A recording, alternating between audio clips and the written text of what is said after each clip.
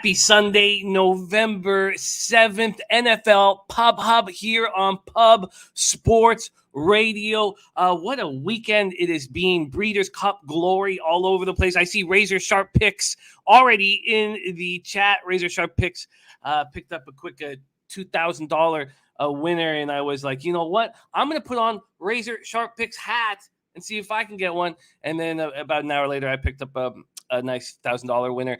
So shout out to Razor Sharp Picks and shout out to everybody who rolled with us through the Breeders' Cup. And I know we were drinking heavy, but we're ready for Sunday, baby. And what a show we have for you today. Rob Bebenek will be up first, and then Mr. Alex Pavone will join us. So the three of us will be on together. Then Sharpie's Bets. Sharpie right now, our third-rated handicapper on NFL Pub Hub Sports, giving out a ton of plus lines. So his average line is the highest of any capper we have here, 17 and 16 plus 2.83 units. On the number one spot right now is Mr. Skee Profit. Shout out to Skee Profit. Then we have Dennis Trusty making his NFL Pub Hub debut. Louisville, Kentucky's own Dennis Trusty, who works at Twin Spires. He works at Churchill Downs. Then we have Big Ragu 62. Big Ragu in the house with us at 12:10. And then Babano at 12:25. That is our plan for today. Shout out to everybody joining us. Great to see all of you. Trash Candace ready to go. Dan Kelly says, all that OBJ drama and the line moves in Cleveland's favor. I told you on Tuesday that if you missed that 3, you weren't going to see it again. I'm going to hope Cincinnati scores first and then get on Cleveland with a live bet from our very own Dan Kelly. Much love to you. Brian Watson in the house says Brian Watson plus 3.5 anyway, or anybody. Sam Darnold is going to be in the lineup. So Sam Darnold will be starting today. Damon Santori in the house. Ryan Bottinelli says the Cowboys going to do big things. There's Clint Starr, the diehard MMA podcast. You will see more of him on this show as well. Jerry Beatty says my book has Ravens minus 7.5, Patriots 5. I think, oh wow, Patriots at 5. I said I think the line value alone I have to look at with Vikings and Panthers. Any thoughts? Yes, we're going to break down. We have our cappers on those games, so we're going to be hearing best bets from all these guys. So don't worry about that. Walla Dose in the house. There's Jerry Beatty. A great group. Chrisology ready to get to work. Tony Cobbs, AB, Viper. And Razor Sharp Pick says, can we get Jordan Love number up there, Jose? Wow. Yes, we are on the Packers plus 7.5 minus 115. We bet a couple days ago, Bebsy and myself. And fun pointless fact, Josh Johnson is 2 years older than Mark Sanchez. Jesus. Eric maybe in the house. There's Dommy Gun. Ricci says Mahomes throws for 4 TDs in a route. We do have Mahomes prop bets coming up on this show as well. Labyrinth UFC Breakdown says, you think Jackson gets 65 rushing yards against the Vikings today? We have prop bets coming out. So I'd like to look at the line and look at the market before just giving you an answer without putting thought into it. I don't like doing that. I don't do that. So I would need to study it more than just saying yes or no to that question. I apologize. I can't. Bill McHugh in the house. And Clint said he just missed out on a 10K score last night.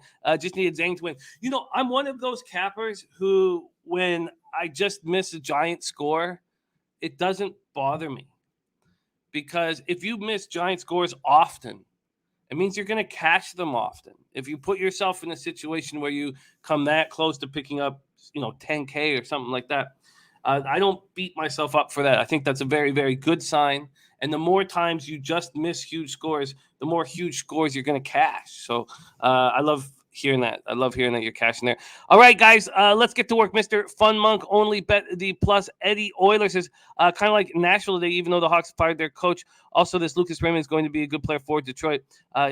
Detroit has a nice group. Nice young group coming. I just don't know what they're doing with Dylan Larkin, and I don't know what his personal issues for missing games right now. It's tricky. Very, very tricky. All right. Well, let's get to work here. We are still waiting. I think it was a heavy boozing weekend for many of us. There's Prince of the City in the house, and we're not ready to go yet. There's Not Flush Johnson. Kristen and I are setting up for a full day of drinking and sports betting at the Westgate in Las Vegas. Anybody in Vegas right now, head over to the Westgate. There is Nut Flush Allen and his wife, Kristen. Much love to you guys. All right. And Clint Vikings PSA, they lose when they should win, and they show up when then counted out. Caution laying 7 with the Ravens. I can't believe that I'm sitting here with a 5.5 on the Vikings. What an ass clown I am. All right. And we have Michael Robinson saying Cowboys roll, best bet 9.5, predicted final score 44-19. Wow. Toucan shouting out Jose on the UTSA game. Absolutely. He tripled up. He cashed a triple up. Hoops 590 with some action. All right, let's. Sorry, that's Ravens minus. Yes. Only a half point. Still, I did not get the line that I would have preferred. To a fractured finger on throwing hand. We expect him to be in the lineup still under center, but yeah, it will bother him for sure. Harold Williams, James McGinnis, Wyatt Chapman, Dav Fenn, Eddie Euler. Thank you guys all so much for rolling with us. Dav Fenn coming off a good day. There's Ricky Bobby. And is it facts that it's Brissett? Does that become facts? Because I pulled up all the injuries. Let me just let's get that info tag of Loa injury update. Tua's status remains a mystery. I mean, that's all I've got right now. And yeah, so I don't know. Maybe our first guest has more information on that. But let's just before we bring on your first guest of the evening, we have everything up. The odds pages, where the cash is, everything up. We'll quickly review my action here and take a look at where the numbers are right now on my action. And let's move here. We go. First off, I'm on the Broncos plus 9.5. I could have 10 if I moved on it right now. I don't like that. I am on the under 49.5 in Denver, Dallas. That's moved to 48.5 at Pinnacle, so that makes me feel good. I'm on the Falcons plus 6. It's like oh yes, Jose, my friend. For graphics purposes, I'm going to be here for a second so everyone can see your picks. And for other purposes, Tua is out officially. Sorry, say that again. Tua officially out. Tua officially out. Jacoby Brissett going to be under center. Damn. Okay, that's not good for me. How did I? Oh man, I didn't. Okay, so Falcons plus 6. I'm on the Bills first half -7 at -125. Bills first half -7 at -125. Let's see what that is at right now. We're just going to move over to the first half quickly. Buffalo first half. There's 7.5s out there, but you can still get that -7 at -125. Bebsy's on that same look here. Then the Dolphins. It's funny. The Dolphins are just field goal favorites in the first half. I'm very nervous about this spot here with Tyrod coming back, and now a 4.5 is available for the Dolphins. That does not bode well. We have the Chargers. There's cappers that believe the Chargers here are a trap, and I've fallen into it. Then we have the 49ers money line. They are now 4-point favorites with the Kyler Murray news, so we destroyed that move. I'm very happy with that. And Bebsy did better than me. Bebsy got 49ers plus 100. I'm on the Bears plus 6.5. And the Packers plus 7.5. There's my action. So, uncomfortable spots and spots I feel good about with beating market moves. Let's bring on your first guest of the evening, my co-host on our Tuesday Beat the Line show. Please welcome Rob Bebenek in the house. Oh, Bebsy, how are you? I'm good today, Jimmy. I'm feeling real good, buddy. That's good to hear, man. It was a heavy weekend of sauce for us thoroughbred handicappers, Breeders' Cup Friday and Saturday. And it's funny, I felt like I just lost all day Friday and all day Saturday, but did pick up a K in the last 2 races of Saturday. So everything was good, everything in the black. And I thank Razor Sharp Picks Cash at Hat for that glory. Let's get right to work. Let's first talk about the sides that you were on and your comfort level around them. You were on the Bills first half -7. How do you feel about that right now? I still love that play. I love the way the Bills come out in the first half. They are, I think, the most complete team in football. I think they're going to come out a-charging. charging. There you have it. That's Buffalo, Jacksonville. There's Arthur Meade Jr. in the house with a $5 dono. Thank you, my friend. Thank you for your support. You've had our back since day one, and we love you. Arthur Meade Jr. in the house. Next up, we have Minnesota, Baltimore over 49.5. Vikings, Ravens over 49.5 right now. That is at 50.5. So you beat that market move. How you feel there? Yeah, again, I think this is going to be a high-scoring affair. Like I said on Tuesday, you rarely see Kirk Cousins have 2 bad games in a row. He'll be hurling. You know the Baltimore Ravens can put up points in bunches, so feel good about that too, baby. There you have there. And then we have Chargers -1. Many people believe that we are falling into a trap in this spot. Do you feel that way? Are you a little nervous about that spot? Yeah, I'd say this is a good potential trap spot. I don't feel as good about this one. However, I don't know. This is still a fantastic football team, and as long as they can get rolling, I think the Chargers are more than capable of winning this game. You have a tricky situation with the Packers. You got them early on the money line at +100. The Aaron Rodgers news came out, and you did attack at the right time and get them again. Packers +7.5, -115. What's your expectation of Love, and how do you feel about this spot? I mean, I don't know what kind of expectation anybody can have for Jordan Love. I mean, obviously, he's been prepped. There was a part in this offseason where he thought he could be the potential starter. So I think they'll do a pretty good job protecting him. This is LaFleur comes from the Shanahan tree. It's that outside zone scheme, so it'll be a run-first offense today. I think they'll ask him to be a game manager in this one, and if that's the case, I still like even the early play. Look, this Chiefs team is not what it used to be. They are not gelling. There's something wrong in KC. So they could both cash. I'm glad I got in again with a higher number, though. Great cappers joining us. Thank you guys all for rolling with us. We have our number 1 ranked capper on our Sunday NFL Pub Hub shows, Skee Profit in the house. Skee Profit, 10 wins, 4 losses, plus 5.72 units on the show. Doing a great job. And in the chat with us, Skee, thank you for joining us. And then your final spot, 49ers, you called all of this on Tuesday. Everything that ended up happening throughout the week, you called, and you got +100 right now. And if you wanted to, the Niners now on the money line, it would be between -188 and -200. Actually, there is -178 Will Hill, but spectacular work. How do you feel about your Niners +100? Could they still break your heart? I mean, they could still break my heart. They've come out flat in certain games, but this is a must-win game for them. It's a very tricky spot for the Cards. And I think last week was sort of a get-right spot for them. Get Shanahan back in his groove of play calling again. They got some reinforcements. Like I said, they got Kittle back. Jeff Wilson Jr. is back, which is huge. D Ford on the IR again. I think it might be time to cut loose with that guy. But no, they get reinforcements at the right time. This is a fired up team. And the Cards are very vulnerable this week. Yeah, I love the spot. We got Shy Archie in the house. Haven't seen enough Shy. We have Poops590 saying it must be 70% of public on the Chargers today. It's worse than that. It's worse than that right now. We have 39,000 tickets in. 82% of the tickets are on the Chargers. The only good thing is that 84% of the cash are on the Chargers as well on the spread. So it's not like big bets are coming in here on the Eagles. So that's not happening. So we don't need to be scared there. 60% of tickets on the over, 64% cash on the over. We'll go through the market moves on each and every game here throughout the day. Thank you guys so much for joining us on Pub Sports Radio. We have Bebsy in the house now. Bebsy's going to break down his player props, and he starts in that sorry, let me pull this up.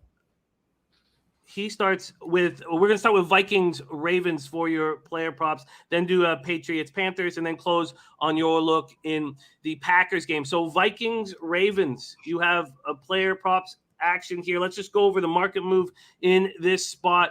Sorry, I still got the money line up here. Let's move this right now. Here we go. Minnesota total that you are on opened up at 49.5. It's now at 50.5. And Baltimore opened up as 5.5 point favorites. They're now 6 or 6.5, depending on where you shop. So this is the kind of spot where I still have confidence, even though the market has moved against me. 38% of tickets are on the Vikings.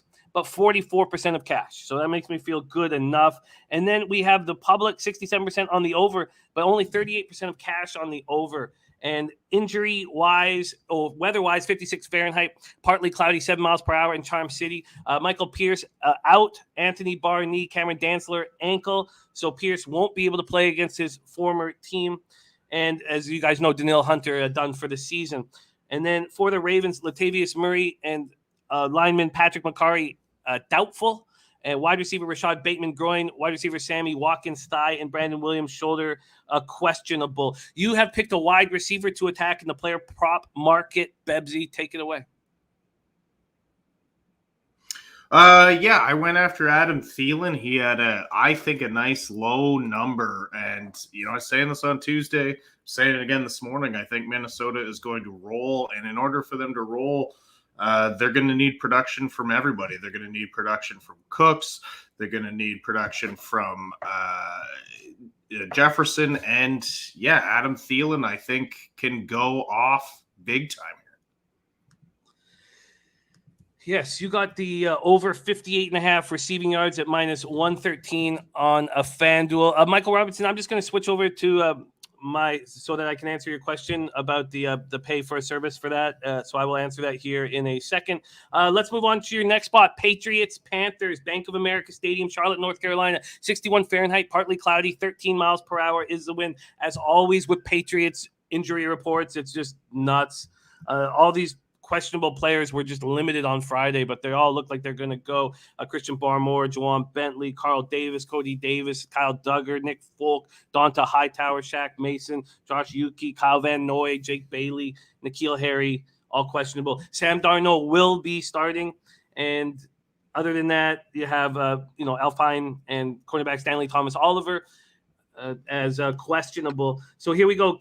New England opening up as 2.5-point favorites. They're now 3 or 3.5 point favorites. And when we get to the cash flow in this spot, we have 37,261 tickets in. 40% of the tickets are on the Panthers, 67% of the cash. So big bets coming in on the Panthers. Very interesting. And then you have 56% of tickets on the over, but just 37% of cash on that over. So it looks like sharp money coming in on the under. Talk to us about your TD prop here. Well, as I said to you privately, there's twice this season I've had a feeling on a long shot TD guy. The one was Trent Sherfield week 1. He hit it. That was like plus 650. I didn't bet it. I was angry at myself. Then again with Juwan Jennings, who was like plus 750. And I was like, I got a feeling about it. He didn't hit it. I got a feeling about Kendrick Bourne this week. He hasn't had a touchdown for a hot minute with New England, and this is the kind of game where Kendrick Bourne shines. It's going to be a dogfight. That's what this guy does. He scores. He fires up his team in tight defensive situations. I just got a feeling about this one, and I want this bad. Plus 450. By the way, you were getting a much better line, much better line at Bet365. When I was doing some line shopping, you were getting a plus 450 at Bet365. There was other books that had at plus 320. So you were actually getting $1.30 of value over at Bet365. Now here comes for me, the most interesting looks on your player props.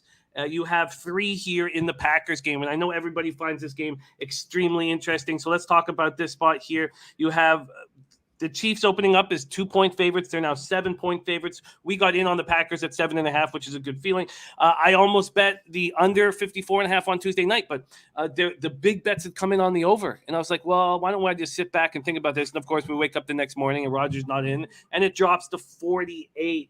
So the tickets are going to be kind of tricky to really analyze here because of all that. But 36,857 tickets in, 57% of the tickets on the Packers, 68% of cash on the Packers. So big bets coming in on the Packers. And then you have 55% of tickets on the over and 61% of cash on the over. You are moving on 3 different rushing props in this game, all on the same side. Take it away. This is my first triple up. I told you I wanted to go for the Green Bay triple up a couple of weeks ago. I didn't, and Rodgers very easily hit his. I was like, 3.5 or 7.5 yards, whatever. But look, I think Green Bay knows that they're going to have to control this game with the ground today. And I don't think you're going to see Jordan Love uncorking the ball too much. So you'll see them rely on that LaFleur run-heavy offense. The only number that was kind of high, obviously, was Aaron Jones. But I think they have a healthy dose of running. And I just thought, Jordan Love, an athletic young quarterback who's going to be playing in his first game, his instinct's gonna be at times to pull that ball down and run. So I threw that one in on top of it also as a bit of protection. But again, I think 2 out of 3 could easily hit.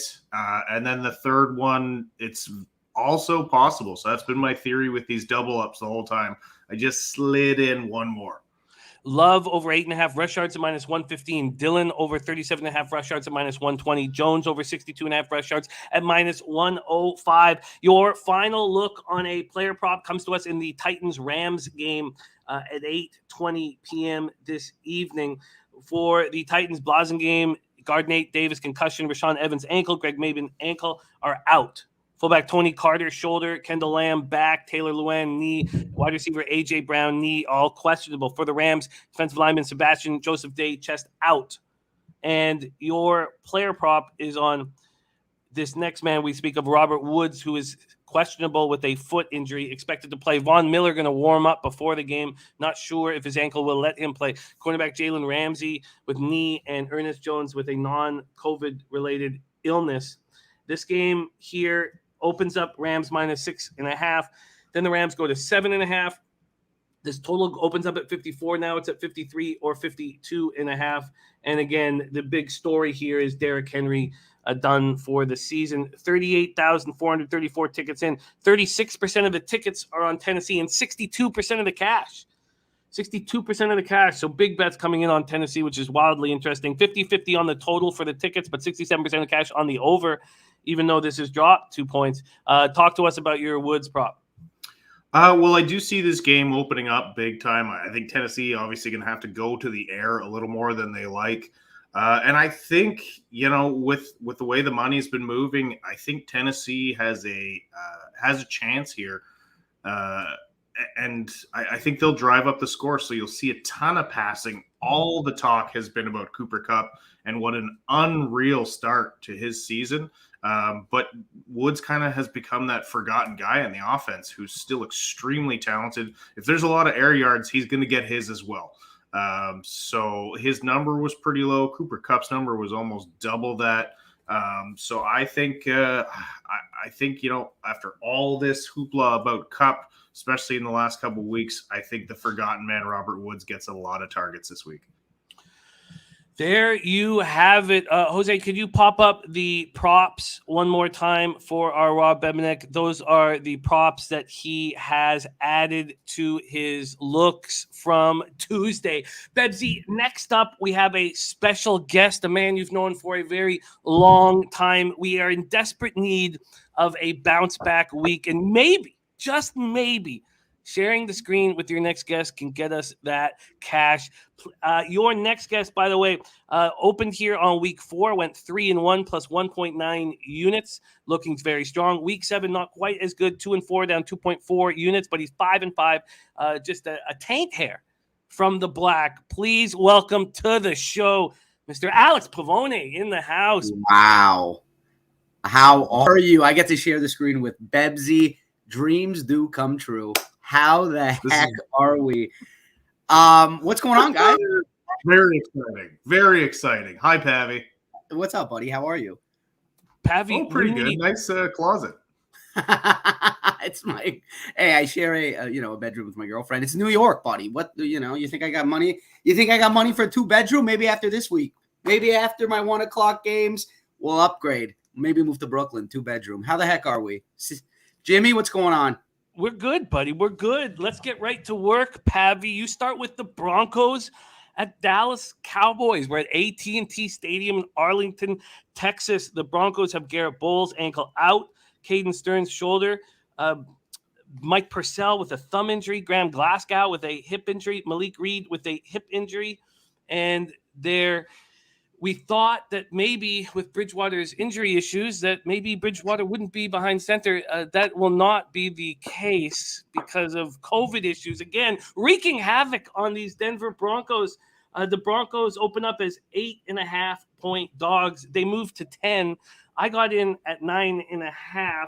When we go over to the cash flow in this spot, 35% of the tickets on Denver, 48% of the cash. So I like seeing that. And then 48% of tickets on the under, 82% of cash on the under. And that's moved down a point. I'm on that as well.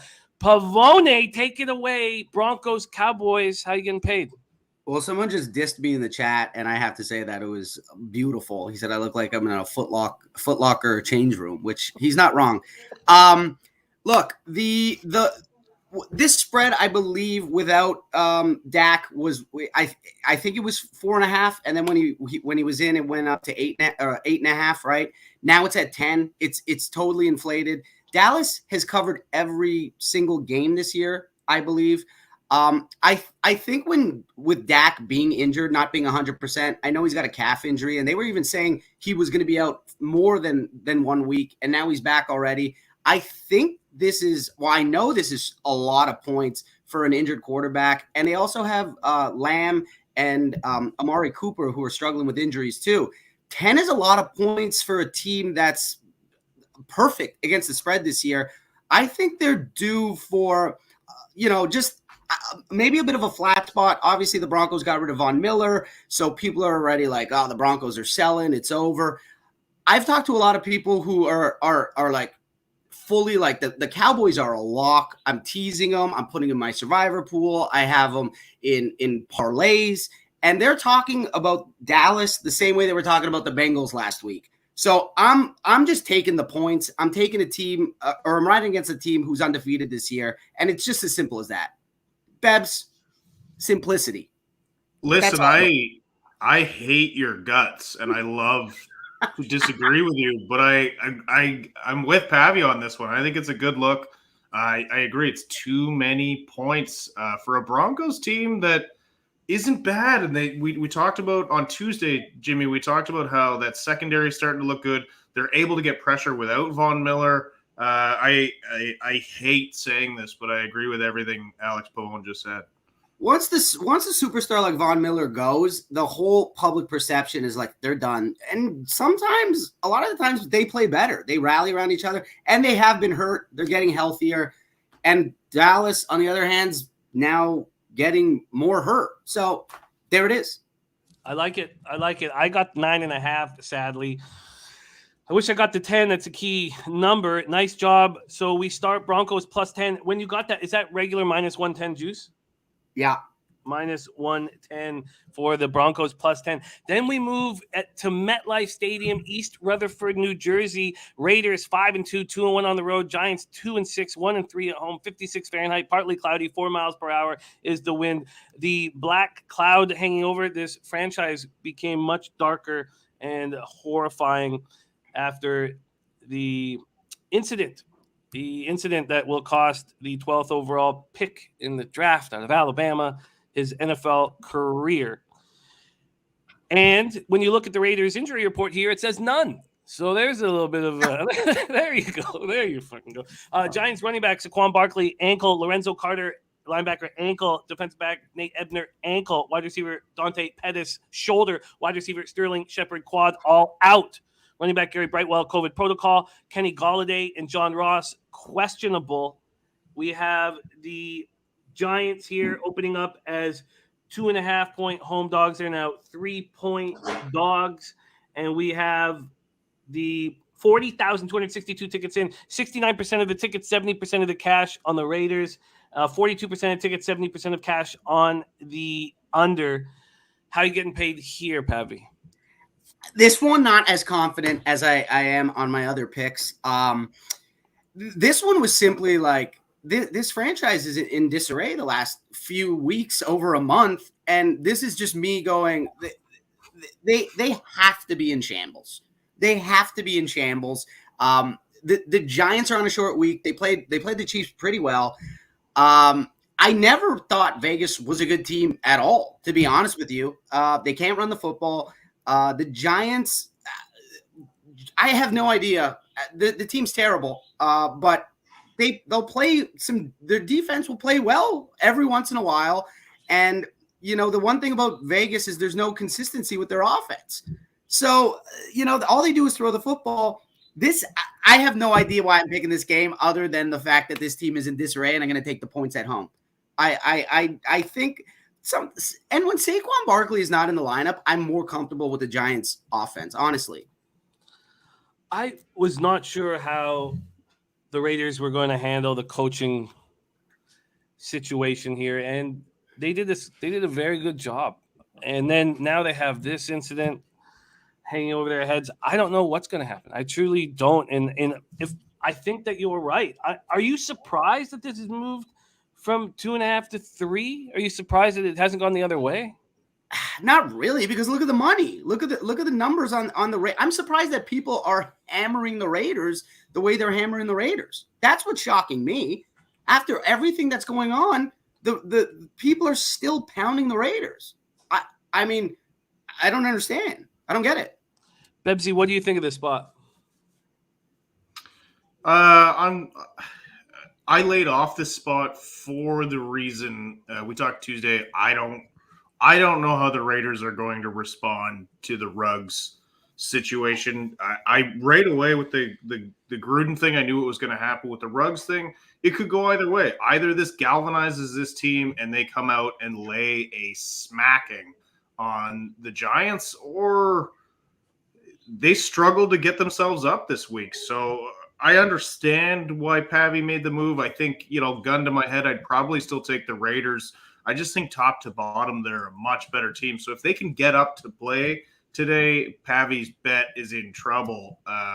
But I agree with the logic. And also I kind of agree with I think they're worse with Saquon in the lineup, which is crazy to say. He's insanely talented, but when he's in the lineup, it feels like they force the ball to him and the other team knows it's going to happen. So they easily shut down half those plays. But I would take Raiders. I get why Pavy's on the other side.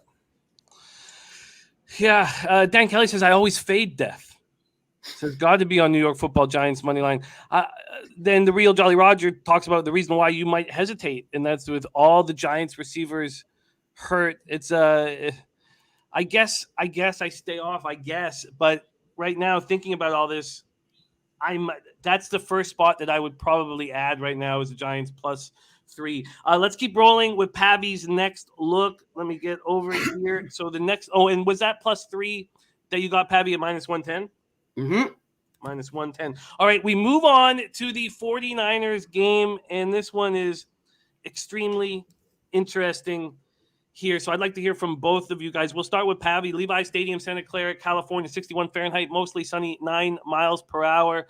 The market has moved heavily in the Niners' favor with the Kyler Murray ankle injury news. Running back Jonathan Ward, concussion. Defensive end J.J. Watt, we know is done. Safety James Wiggins, knee. Rashard Lawrence, calf. And then they're all out. And then DeAndre Hopkins, hamstring, and offensive lineman Max Garcia, Achilles, is questionable for the Niners. Maurice Hurst and Jimmy Ward are out. Elijah Mitchell, rib. Deebo Samuel, calf. D Ford, thumb, questionable. Let's take a look at this market one more time. Again, Niners, I got -110, and then Bebsy, I think it was even 24 hours later, got a better line than that, +100, but the money line's now between -175 and 200. So the Arizona opens up as 2.5-point favorites. Now the Niners are 4-point favorites. The total opened up at 46.5. It's now 45.5. We have 29,746 tickets in. 51% of the tickets, 62% of the cash is on Arizona. And then we have 56% of the tickets on the over, 49% cash on the over. Pavy, take it away. You got in on the 49ers early. Take it away. Early. Well, a lot of the reason I picked the Niners is because I knew I was going to share this segment with Bebsy, and I love to see a smile on his face because he's so much prettier when he's happy. But I think well, first of all, the injuries with Hopkins and Murray. Hopkins it was Thursday against the Packers. He was hobbled, and then Murray, he was hurt. I didn't know to the extent where that he wasn't going to practice all week. But the Niners played well against the Bears. Last time they played the Cardinals, they did not have Jimmy. And Jimmy is starting to get into the groove. Well, last week he played well against a good Bears defense. And they played a competitive game with Trey Lance at the helm. It was pretty tight. They could have even won that game. They had a chance to win it there at the end or tie it at least. Now they're at home. They're getting Kittle back. I had a feeling that this line was going to start trending towards, I didn't think it was going to be at 4 now or 3.5. So I just said, you know what? Screw it. Let me jump on it now. And I picked the Niners. I think this is their spot. The Cardinals have they're doing so well that I don't know if this is a priority game for them. On the other side of the ball, it is for the Niners. I think the Cardinals are just like, let's not get our franchise receiver and quarterback more injured. The Niners are like, Kittle's back. Let's do this. We're 4-4. Let's smash these cards. And it's just as simple as that. It was a nice spot. Yep. By the way, when you mentioned that Bebsy was prettier when he's smiling, we lost 8 viewers immediately. We went from 296 to 288. I just went like that. Like just eight viewers were like, fuck because this. they saw it. They saw what they came to see. It's pretty Fuck. Bebsy. They saw it. Fuck this. They're gone. They bounced immediately. Green grab, move on. Bebsy, touch on Pavy's last spot on the board here. 49ers and your confidence in them. Yeah, I get it. Same look. We talked about this on Tuesday, and everything I said was going to happen happened. Murray, I believe, was announced out this morning. They're going on the road.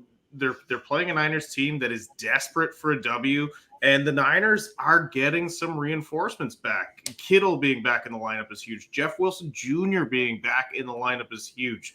Elijah Mitchell, he's a go. That O-line is healthy. They are still missing a lot of players on defense, which hurts.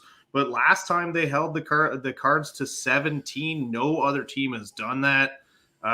This is an important divisional matchup, and it's more important for the 49ers than it is for the Arizona Cardinals. So I was hesitant earlier in the week, but seeing who's coming back and, happy to get this where I got it. Now the points are a bit higher, but look, they almost won last time with Trey Lance making his initial start. And they were in position to win that game and didn't pull it out. So I like the Niners this week. By the way, the very last minute information, first off, an hour ago, Arizona Central said Kyler Murray and DeAndre Hopkins not ruled out for the 49ers yet, but it doesn't look good. 44 minutes ago, SB Nation said Cardinals aren't expecting either Kyler Murray or DeAndre Hopkins to play. 52 minutes ago, Fantasy Guru came out, said has not been officially ruled out yet, but not expected to be in the lineup at this point. So why don't we got one more minute here. Why don't we touch on if Kyler Murray doesn't play, the expectations on a total here. If he's announced out, Bebsy, do you feel like you should move here on the under that is actually catching steam as we speak? I do believe both teams are still capable of putting up points. I mean, look, the Niners have the offensive weapons to explode if they're playing well. So therefore, I don't know. I wouldn't charge towards an under even with Kyler Murray being out. So Colt McCoy would start, and for those Canadian football fans, Colt McCoy would be backed up by Streveler, the Winnipeg Blue Bomber, Chris Streveler, whom I love. Okay. Former 49er Colt McCoy. Yes. Look out. Could be a revenge game for Colt McCoy. I take everything back. I'm putting it all on the Arizona Cardinals. There you have it. Pavy sitting at 5-5. A nice big day for you. Get you up in the top 5 of the NFL Pub Hub cappers. Where can anybody in the New York area see you doing stand-up next? I'm all over the city. I'm at New York Comedy Club tonight. and I'm gonna go sell shoes outside after we get off this. It's a Foot Locker callback. Big moves, making power moves. Power moves from Pavi. Pavi. Thanks for having me, Jim. Oh, love it. Bebsy, Pavi, any last words to each other before we put a bow on this? Bebsy, I love you. Can you just text me back, please? It's been 7 days. I just want your your love. I got a new number. We're gonna lose viewers quick. Let's not. Okay, let's just put a bow on this. There you go. Oh, he just gets pulled off. He gets pulled. Oh, and so does Bebsy. Bebsy gets ripped off too. Jose on the 1s and 2s, making decisions here. That was Alex Pavone. Follow him on Twitter at Mr. Alex Pavone, and catch my man Bebsy joining me every Tuesday with the Beat the Line show here. Much love to those two guys. Our next guest, talking about top 5 cappers, has been excellent on this show. Let me pull up his Pub Hub records. Currently ranked number 3 here in the NFL Pub Hub, sitting 17 and 16 plus 2.83 units on the show, and just a spectacular capper that always brings the energy up on every show he's a part of, and I love working with them. Please welcome to the show, Dave Sharp in the house. Sharpie Bets, what's up? Man, I'll tell you what, I'm glad we got that extra hour of sleep. I was fucking crunk last night. We won a lot of money. I won even more money on Djokovic this morning, and we gonna keep rolling this shit through. Let's go. I love it. We got Sharpie in the house. I'm going to pull up just so you guys know how Sharpie has done this to have such a strong ROI on 17 and 16. His ROI is at 8.58% because his average line is at plus 117. Plus 117. Apologies for my son. He's looking for titty over there, and he'll find it. Me too. You as well. All right, let's get right to work. Sharpie, you start your action at 1 p.m. Eastern. Houston Texans at Miami Dolphins. So we know that there's going to be Tyrod Taylor against Brissett. We're at Hard Rock Stadium in Miami Gardens, Florida. There is wind, 72 Fahrenheit, sunny, about 14 miles per hour winds. For the Texans, Farrell Brown, tight end with a thigh injury, linebacker Christian Kirksey with a thumb injury, and linebacker Hardy Nickerson with a concussion, all out. For the Dolphins, Jerome Baker knee, Tua Tagovailoa out, and you are attacking this game 3 different ways, all on the same side. I find your action here very, very interesting. So money's pouring in on the Texans right now. The Miami was minus 5.5 this morning. Now they're minus 4.5. Now they're minus 4 at some books here at Will Hill and at Sports Interaction. And the review of the situation here, we have how much cash is on this spot here? 39,241. And look at this, 54% of the tickets on the Texans, 84% of the cash. Huge bets coming in on the Texans. Then 48% of tickets on the under, 69% of cash on the under. I find your action in this spot fascinating, Sharpie. Take it away. Man, if I was a type of sides better type guy, I'd be betting the Texans too, even before the Tua news in my eyes. This is Tyrod Taylor time, guys. This stud right here, and I'm a Chargers truther. I got Charger bolts tattooed on my head, guys. He was the starter over Herbert. They wanted him to start. It was an accident why Herbert went in. Herbert's a stud. I love the kid, but Tyrod Taylor isn't the Tyrod Taylor from 5 years ago, guys. So Miami's 31st in total yards allowed, 18th rush, 31st pass. They're not a good defense, guys. Tyrod Taylor in one game, he had 300 plus yards, and then in a half, he had 125. His pass yards were at 227 on Friday. I believe it's jumped up 5 yards about now. He smashes this, guys. He's going to have 300 yards passing easy today, and he's going to throw it to his favorite receiver, Brandon fucking Cooks, guys. Cooks has been a monster all year, even with Mills. But when Tyrod was there, he was a legit monster, guys. And if you didn't know what he was doing, he was cracking it, guys. First game with Tyrod, 5 catches, 132 yards. The next half, he had 4 catches for 47 yards. This is Tyrod's guy. Cooks is going to eat today, guys. And I'm going to ride them both. So we got Brandon Cooks over 64.5 yards at minus 115. And we got Tyrod Taylor pass yards over 227.5 at also minus 115. My favorite bet of the day, Jimmy. I mean, I'm psychotic. I've been preaching this shit to everybody in the Discord, and they think I'm stupid. They didn't add this guy to DraftKings or FanDuel till this morning, okay? Ooh, Rex Burkhead, the old Patriot, baby. Over 13.5 rushing yards, guys. This guy's having 100 yards today. This is the Miami Dolphins, guys. This ain't no freaking good-ass defense in my eyes. So Rex Burkhead had 49% of the snaps last week. He's the main guy. He outsnapped Lindsey 25-18. So 13.5 yards on a guy who's on the field 50% of the time. And he had 4 carries for 21 last week in a game script where they were down 38 points.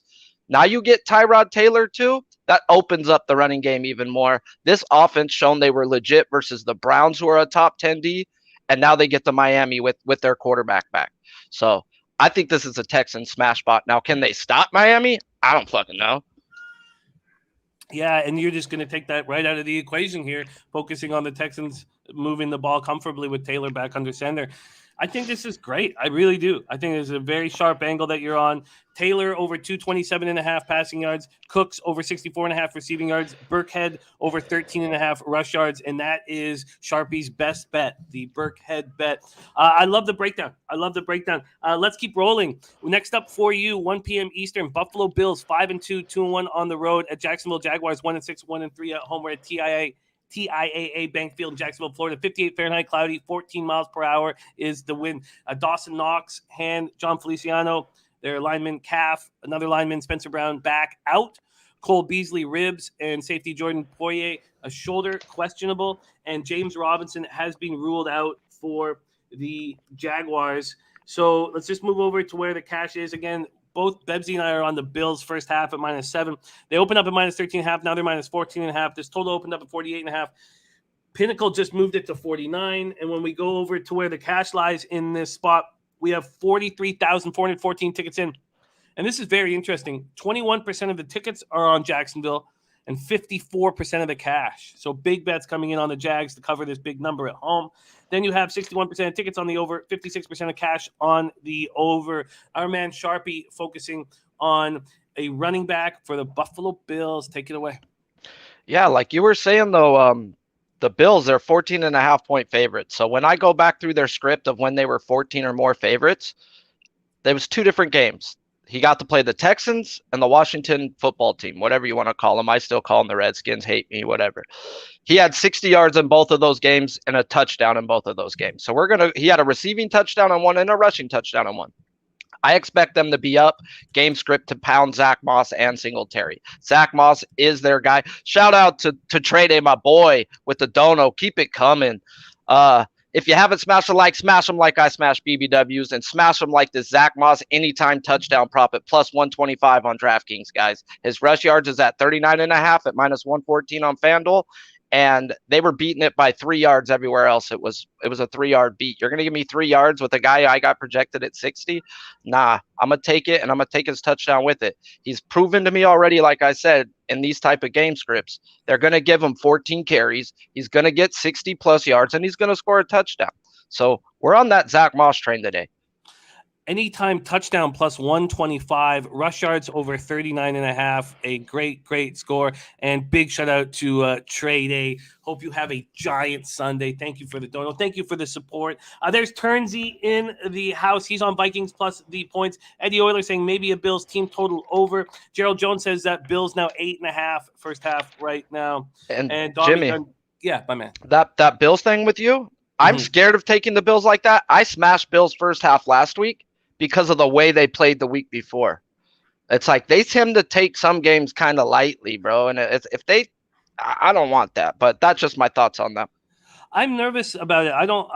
I'm not sitting here confident on that spot at all. 4 or 5 days later, I mean, I can understand what I was thinking and what I was seeing because, their offense has kind of taken a step backwards. So I do think this is a possibility of trying to get their offense right, but I'm nervous. Jacqueline Martin saying Sharpie is a badass, up all night, basically last night, zombie, and he's here today. He cares about the people. Woohoo! Says Jacqueline Martin. All right, let's move on to the next spot for Sharpie, and it's the Las Vegas Raiders, 5-2, 2-1 on the road at New York Giants, 2-6, 1-3 at home, MetLife Stadium in East Rutherford, New Jersey. We've gone over the injuries. We've gone over the cloud hanging over the Raiders franchise. I'm very interested in your angle here, and I think it makes a lot of sense We've already talked about the market move, 2.5 to 3. We've talked about where the cash lies. It lies. When we checked last time, it was 69% of the tickets on the Raiders, 70% of the cash. People believing that the Raiders have enough heart and character to carry through this season and keep putting money in people's pockets. Very, very interesting. Sharpie, take it away. Your player prop here in Raiders Giants. I heard dude's breakdown earlier on this because I was kicking it back in the backstage listening to it and all. And one thing that I've read up in the newspapers is, dude, Derek Carr is a straight up legit stand-up guy, guys. Like, this dude is the dude you want as a franchise quarterback. He's going to handle situations like this. This guy was the only person who said Henry Ruggs needs some fucking love right now.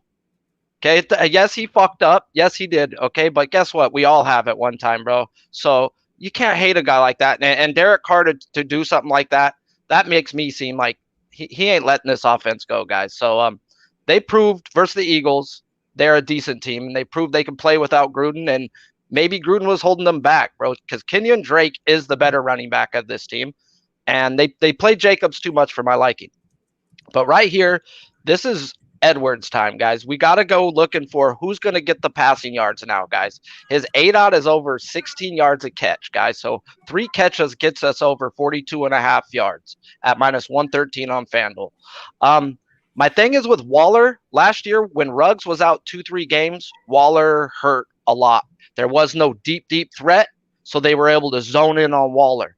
So they've got to change this up because last year Waller hurt with no Ruggs. So I need to pick the other sides so that Waller can eat, because Waller's not going to eat if the top's not open. Yeah, your breakdown I really like here. Edwards over 42.5 receiving yards and minus 113.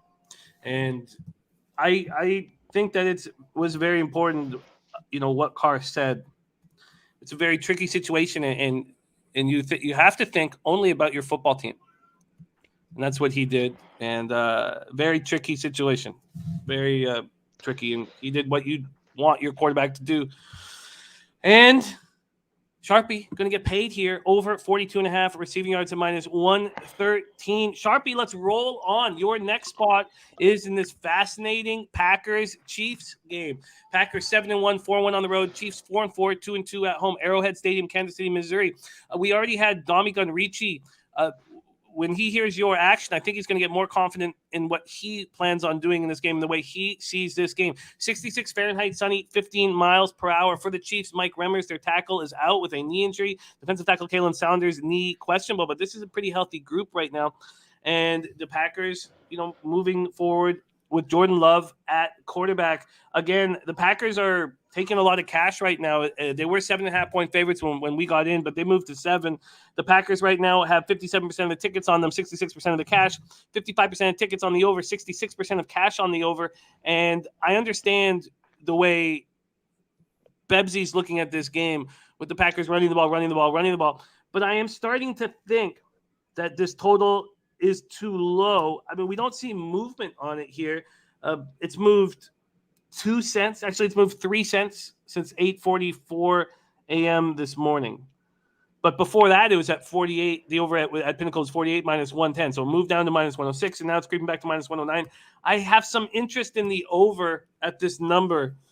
I can't wait to hear your breakdown here. I think this is another fascinating look from our Sharpie. Take it away, quarterback prop for you.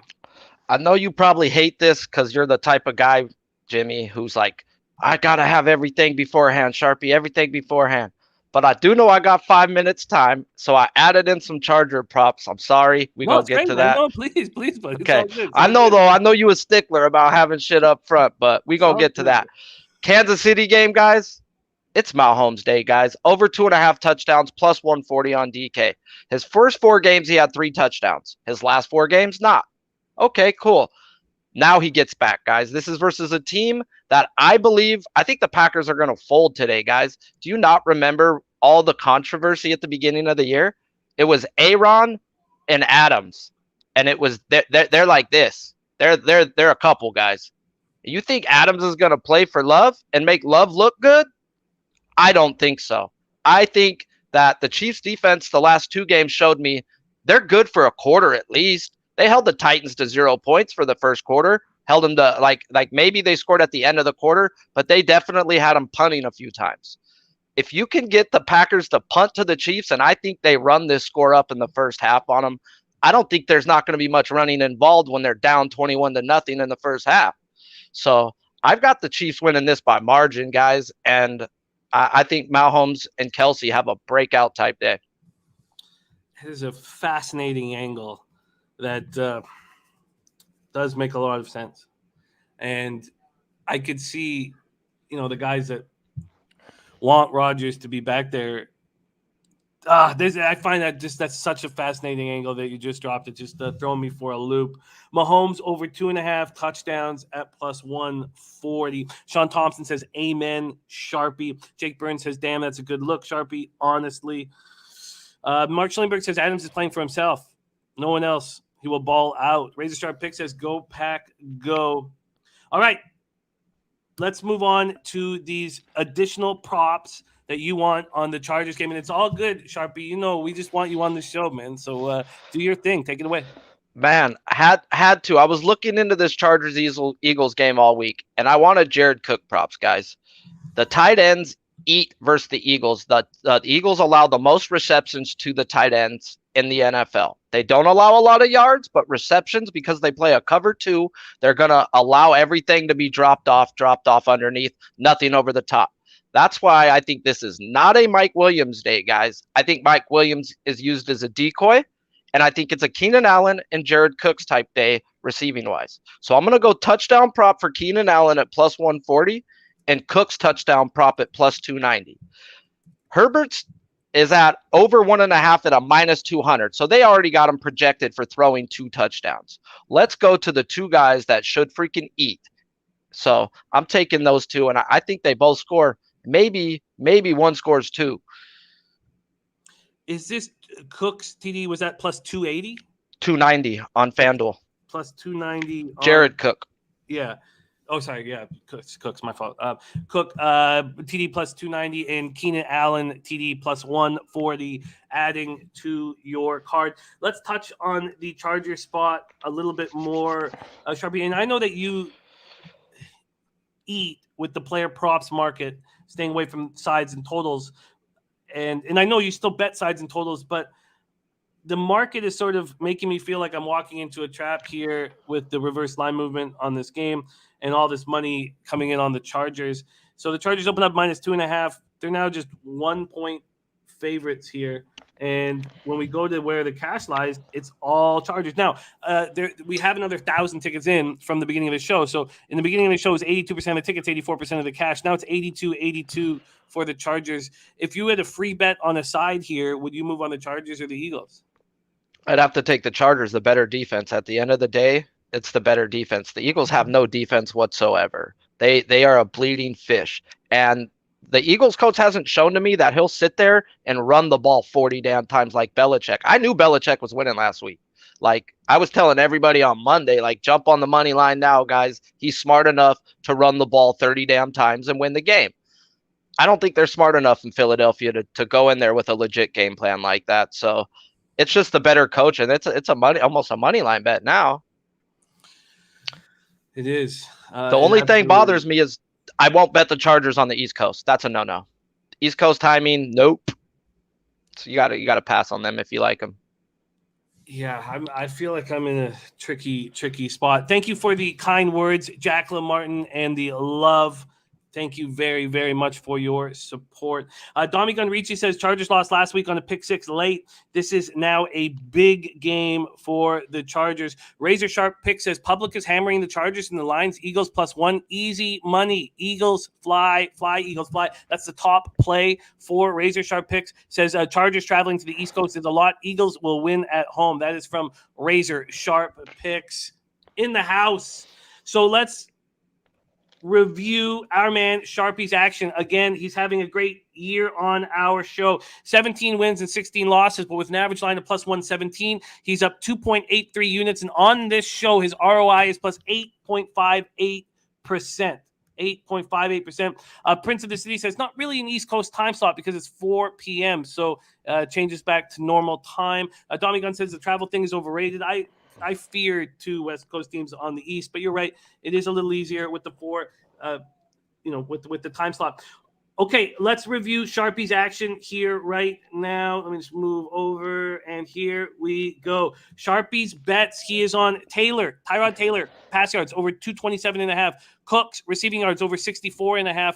Burkhead, rush yards over 13.5, and that is his best bet. Then he moves on to Zach Moss time, anytime touchdown plus 125, and rush yards over 39.5 at minus 114. Then he has the Edwards receiving prop over 42.5, receiving yards at minus 113. Then he moves over to Mahomes over 2.5 TDs at plus 140. Jared Cook TD at plus 290. Keenan Allen TD at plus 140. So there, he's given us 4, 5, 6, 7, 8, 9 props, and 4 of them at plus money. And if you want to take notes of why someone is being successful, you go to their average line, and when you see that plus 117, you can understand he's putting himself in situations, sort of similar to horse racing last night when you lose and lose and lose, but you pick up an $800 try. If you're putting yourself in situations for bigger scores, you don't need to necessarily hit 60% to have a ton of profit. And that's what Sharpie does on this show nonstop. And we love having you. Sharpie, my man, follow him at Sharpie's Bets. Sharpie, any last words for the great cappers watching the show, supporting the show? Snap into a BBW. Oh, yeah. There he is. There he is. Sharpie's Bets in the house. Your next guest making his debut here on NFL Pub Hub, coming to us from Louisville, Kentucky, a extremely sharp, thoroughbred handicapper whom we love working with, also having a very strong football season, finally has a Sunday where he's not working at Churchill Downs and can join us right now. Please welcome to the show, Louisville's own Dennis Trusty in the house. Trusty, how are you? Breeders' Cup Sunday. Wait. This don't look like the horse show. No. There's not a bunch of drunks. And Trusty, we're not asking for your jokes here either. We're asking for your NFL picks here. I know. Okay, so let's get right to work here. Let's get right to work. Trusty, you start your card on Buffalo Bills, Jacksonville Jaguars. Bills 5-2, 2-1 on the road. Jaguars 1-6, 1-3 at home. TIAA Bank Field. Jacksonville, Florida, 58 Fahrenheit, cloudy, 14 miles per hour. We know that James Robinson is out with the heel injury. These Bills opened up as, I believe, 14-point favorites. Sorry, where the hell is it? Opened at 13.5-point favorites. They're now at 14.5. This total opened up at 48.5, and it's sneaking up. There's a 49 on the board. And when we go to the cash in this Bills spot, we have 45,508 tickets in, and sharps moving on the Jaguars. 20% of the tickets, 54% of the cash on these Jacksonville Jaguars. Trusty, take it away. Your first spot on the board, Bills Jaguars. So look, like I've said probably before on our Thursday football show, I'm not great with the, injury report, average of yards per game, all this. But what I do know is that the Bills in this situation smash these teams. I mean, Dolphins 35-0, Texans 40-0. And they did cover last week just barely. But I think that they took the week off.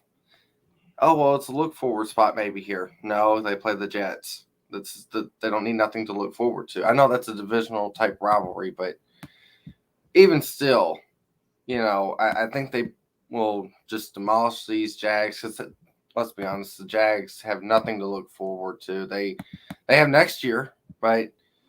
I mean, you just got beat by the Seahawks, 31-7.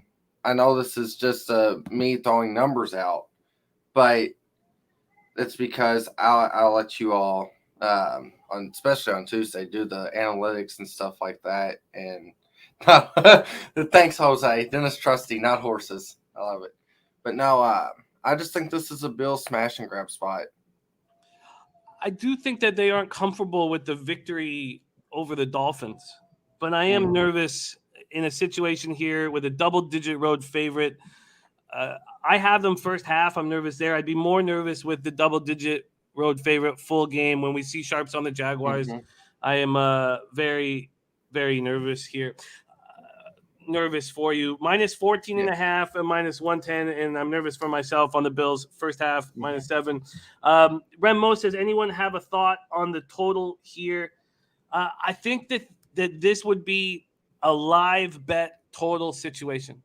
We have to see if the Bills are going to start firing against the Jags right away and force the Jaguars into a spot where they have to fight fire with fire and put points up on the board, or are the Bills going to be conservative, not make mistakes, and slowly kind of beat this team up? And I really think we need to kind of see the rhythm of the first couple drives before we can make a bet on it at this point. It could be either situation on that one. Dennis Garcia giving us a final score of 24-20 Bills. Wow. Ooh. All right, let's move on to the next spot for Trusty. He moves over to the Cleveland Browns, 4-4, 1-2 on the road. Bengals 5-3, 2-1 at home. We're at Paul Brown Stadium in Cincinnati, Ohio. 58 Fahrenheit, sunny, 4 miles per hour is the wind. No Odell Beckham Jr. gone. Jack Conklin elbow out. Tack McKinley groin. Donovan Peoples-Jones groin. Denzel Ward cornerback hamstring, and tight end Harrison Bryant thigh all questionable. For the Bengals, they're a pretty healthy squad right now. They're a pretty healthy squad coming off an ugly loss, and I have stayed away from making a bet on this game because of all of these moves here. It's a fascinating spot in this Cleveland game. We have Cleveland opening up as 2.5-point dogs. They're now 2-point dogs. So this is something Dan Kelly mentioned in the chat earlier with all this, the Beckham Jr. thing hanging over the team, the market actually moving towards the Browns. He thinks the Browns are the spot here, and he wants to back the Browns. He wants to back them live. He's hoping that the Bengals can score first so he can get a nice number on the Browns. 49,858 tickets in, 65% of the tickets on the Bengals, 64% of the cash, and then 40% of the tickets on the under. 80% of the cash is on the under. 80% of cash on the under, and we see this going from 46 to 47.5. So very tricky stuff happening here. Take it away, Trusty. How are you making money here on Browns Bengals? I like the Bengals. Look, they won a season-defining victory against the Ravens 2 weeks ago. Then they come back against the Jets. I was all over the Jets last week. I didn't think that they'd actually win the game, but But with that said, I think the Bengals right the ship here. Look, they put up in the last 3 games over 30 points, and the Browns have only put up in their last 3 games less than 14. Less than 17, sorry. But less than 17.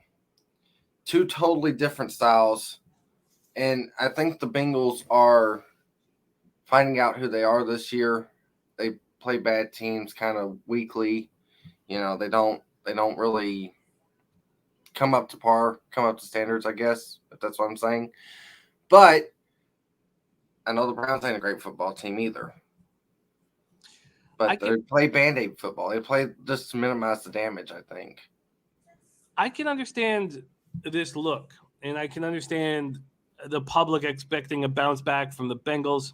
You have an injured quarterback with the Browns. The Browns are getting healthier as we much healthier than they have been the last couple of weeks. So I can understand the people thinking that the Bengals at home are going to bounce back. And then you have here 64? Where is it? Sorry, we have 65% of the tickets, 64% of cash on the Bengals, and the market's moving towards the Browns. It makes me think of Gambler's First Glance with Razor Sharp Picks, with the market moving towards the Browns when the money's coming in off the Bengals, and that is just a red flag. Birdie says the Bengals have beaten the Steelers and Ravens. This line should be 4.5, given how the Browns have played the last 4 weeks. Bengals lose to the Jets, and the line is 2, adding Bengals at a discount. Jake Kaiser says, love the Bengals today. Yes, a real deal prime. No Aaron Rodgers. Wow. So interesting. You're getting backed by some great cappers. Birdie's backing you here. I just can't understand the market. Can't understand the market. Minus 2.5 and minus 110 for Trusty on the Bengals. Trusty, your next spot is LA Chargers 4-3, 2-1 on the road at Philadelphia Eagles, 3-5, 0-3 at home at Lincoln Financial Field in Philadelphia, Pennsylvania. 55 Fahrenheit, partly cloudy, 6 miles per hour. For the Chargers, cornerback Michael Davis with a hamstring, running back Justin Jackson with a concussion, and cornerback Asante Samuel with a concussion out. All 3 are out. And then their safety Gilman is doubtful with an ankle injury. And the Eagles are a pretty healthy squad right now. Arcega Whiteside has an ankle injury and he's out, but they're a pretty healthy squad. Trusty, you're looking at a total in this Chargers game. This total opened up at 51.5 and has dropped down to 49.5. So there's been 2-point move towards the under here. Yeah. And yet there's 62% of tickets on the over and 66% of cash on the over. So it's a very tricky spot here. Tell us how you're going to get paid. We're doing it again. We're going against the lines moving. Well, first of all, I did make a smaller wager on the Chargers -1.5, but Sharpie and Razor has scared me now. Thank you all for that, because they said East Coast teams and the lines moving. This don't make sense that much, but Sharpie did say they have a better defense, and that's why I took the Chargers. But I really did like the over here. I think both teams score a high total of points each game they play. They don't really play great defense. Chargers play a little bit better, but they're almost equal. And the Eagles have given up, or not even given up, but the last 3 games have been over 50. And 6 out of the last 7 have been over 50, right? Let's see, 1, 2, 3, 4, 5. Okay, 5 out of the last 6. Sorry, 5 out of the last 6. But still, the point is, the Eagles give up points and they put up points. The Chargers give up points and they put up points. It's kind of weird to see the market move like this on the line. But with all of this being said, the only thing I'm worried about with the Chargers is just the East Coast move. And I think they score a lot. Did you want to add the Chargers -1 to your action? Like I said, I did bet them in person, but I don't really want to put them on the show because everything has scared me. But no, I think that the 2 different things here for me that really worry me here is maybe on the total too, the Eagles run the ball a lot more than the Chargers do. So I'm kind of scared if the Chargers get up early, the Eagles have to do something kind of different, but that's a risk you take, right? That is the risk you take. Eric Switek says Browns and the over. Sharp. By the way, Birdie getting emails coming in saying the Eagles money line right now as the highest rated play. Eagles money line right now. And Eddie Euler letting us know that the Vikings will be without safety Harrison Smith on Sunday against the Ravens. The Pro Bowler was placed on the reserve COVID-19 list, so that's part of that big market move there. Dennis Garcia says, great. So we have reverse line movement, and now Birdie is telling us about magical emails. Okay, all right. Dennis Trusty making his debut here on NFL Pub Hub. He's on the Bills -14.5 at -110. The Bengals -2.5 at -110. And the Chargers Eagles over 50 at -110. Trusty, thank you so much for joining us, my man. Thank you all for having me. I wish I could do this more. I know that I didn't spurt out numbers and players' names and all that, but I'll leave that to the best ones here, Jimmy and all the guests. I'll just come in with the numbers. Well, you are having a successful season. I hope that continues. Can you let the viewers know where they can find you with your horse racing and thoroughbred action? You can find me on Twitter at Dennis_Trusty, and you can find me as well on Wednesday and Thursday nights in Razor's Horse Show. And hopefully we can see you again, Jimmy. Go get some sleep, buddy. You need it. You look terrible. Thank you, Trusty. There he goes. Trusty bounces up.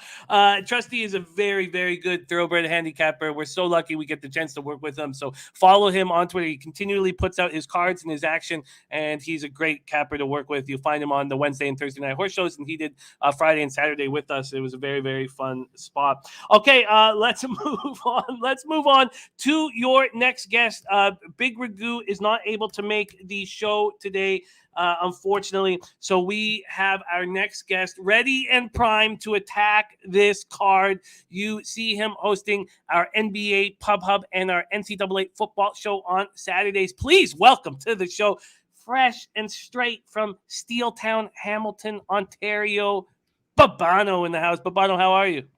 Doing good, Jimmy. A little hungover from last night, but we're doing all right and ready for NFL Sunday. Hope the Breeders' Cup treated you guys in the horse crew well yesterday. It looked like it did. It did, yeah. Picked up. I'm fortunate, man. Anybody betting the Breeders' Cup knows that you make money in the turf events because it's hard to judge the European horses, and so I got about a little over $800 on the try and the turf, and then I had hit the exacta too, which paid up pretty well. But the big thing about it was that I had a double going to Hot Rod Charlie that was going to pay $500. Just a $5 double. It's going to pay $500. So then I didn't need to bet Hot Rod Charlie to win.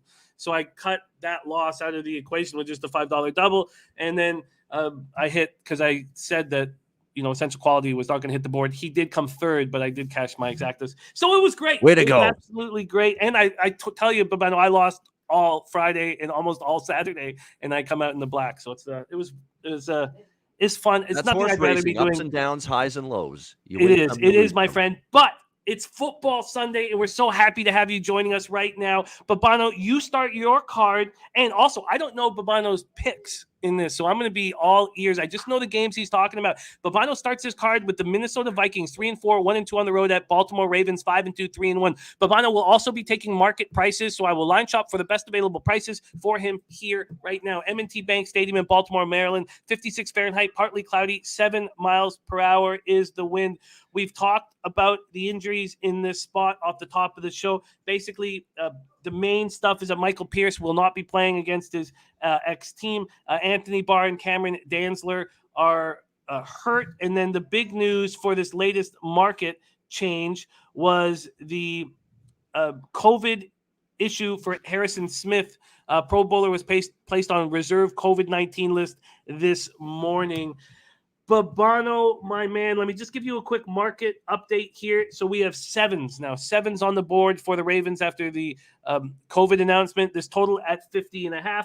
And when we go over to the cash flow in this spot, 49,517 tickets, 35% of the tickets on the Vikings and 47% of the cash. That number's going down fast, by the way.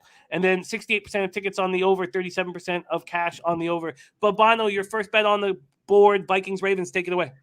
The first two bets on the board. We're on the side and we're on the total here. I took Baltimore -6. 6.5, I believe, is the best that's out there right now. And like I said, I'm taking the current market lines, and I'm fine with that. So I like Baltimore here. I know there's some injuries with their O-line. We know that. We know the running back group has been decimated all year due to injuries, and they've even got a couple in the linebacker spot when you got to try to tackle Dalvin Cook and that run game of Minnesota. That could be problematic for Baltimore, but I like this situation for them. They got humbled before their bye week against Cincinnati. It was an ugly loss. We remember it well.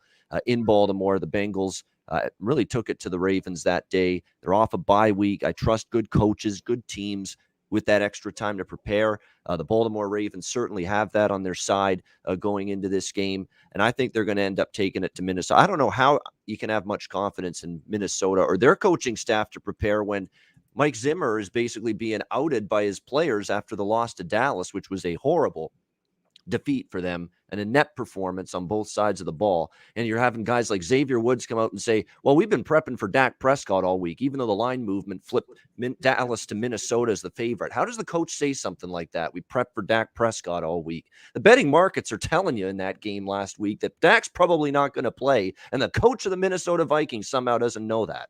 I couldn't believe it when I heard Xavier Woods say that. We've been prepping for Dak all week. We didn't really look at Cooper Rush all that much, even though it was pretty sure that that's who was going to be at the starting quarterback spot for Dallas. So, no, I don't trust Minnesota. I don't trust Kirk Cousins on the road.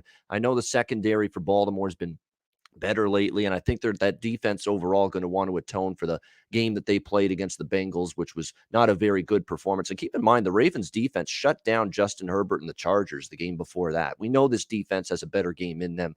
I think you see it today. I like Baltimore minus the points, and I also like over in this game, Jimmy, at 50.5, I believe is the best number out there. I think Minnesota can run the football with some success, and when they can do that, they can move and do enough offensively to put up points and move the football. And I think Baltimore is going to be able to really do some damage, especially with that depleted defense. You talk about the linebackers that are out. You talk about the key defensive tackle out. Harrison Smith out. You know, those are some key pieces to defense, and they're going to have to worry about taking away not only Lamar Jackson through the air, but particularly running the football. And with those cluster injuries along all three phases of the defense, that could be trouble for the Vikings. So I think it projects to be higher scoring here. It does. It does. I like this look, and I think that I might join you. This market is moving very quickly. We can get you the over 50.5 right now at -110 or 50.5, but I can't find a 6.5 right now. I can only find the Ravens -7 at -102 with no juice at Pinnacle. Unfortunately, again, Babano taking the market spots here, which is something I love, but it's dangerous and it's tricky, and it can put them in. It's dangerous and it's tricky. But when I do the college football show yesterday and we do best bets, Jimmy, like I'm going to give out a best bet that you can bet at the current number at the time. I'm not going to say, I bet it a few days ago. This is my best bet at that number. That's a stale number that nobody can get. I don't like doing that. So I'm cool with the market move, whatever it is, and hope for the best. I love it. I love it. Respect. Ravens -7, -102. Mini Baltimore over 50.5 at -110. We move on to the next spot on the board, and that is Browns Bengals. I can't wait to talk about this game. We're at Paul Brown Stadium, Cincinnati, Ohio, 58 Fahrenheit, 74 miles per hour. Again, this is just so wild. We have all this money coming in on the Bengals, 65% of the tickets, 63% of the cash. So that's starting to balance a little bit now that some bigger bets are coming in on Cleveland. But we have all the public on the Bengals, and yet somehow the market has moved towards the Browns, who are now just 2-point favorites. Can't wait to hear your breakdown, Babano. Browns, Bengals, take it away. Yeah, I'm on Cincinnati and another over as well. This is another game where we're on the side and the total in this one. The Browns apparently look to be getting a little bit healthier, which is good news. Unfortunately, Jack Conklin, the right tackle, is still out, and he's a really good player. But you look at the O-line, that's been a big-time issue for them with a ton of cluster injuries. J.C. Treader, the center, I believe is going to be suiting up today, and it looks like Jedrick Wills as well is going to be in despite having an ankle injury. So that's good news for them. I think offensively they'll be able to move the football here against Cincinnati. I got to admit, the Cincinnati defense, it was all right against Baltimore. Played actually well against Baltimore. Did not play well, obviously, against Mike White and the Jets last week. But I think the Browns are going to end up moving the ball enough, and I think Cincinnati will. And I just think Cincinnati's going to make those extra few plays. I like what Cincinnati said after the Jets loss, and it's the right attitude to have. We're still in good shape. We paid the price. You can't overlook anybody in the National Football League. Anybody can beat anyone. I didn't sense panic. I didn't sense, whoa. Our season could fall apart now after losing to the lowly Jets. I think you get the Bengals focused, bounce back. And let's be honest, this is a team that's still getting used to that aura, that scent of winning. And sometimes when you have that big win like they had against Baltimore, you just fall flat the next week. And that was the perfect spot for the Bengals to do that.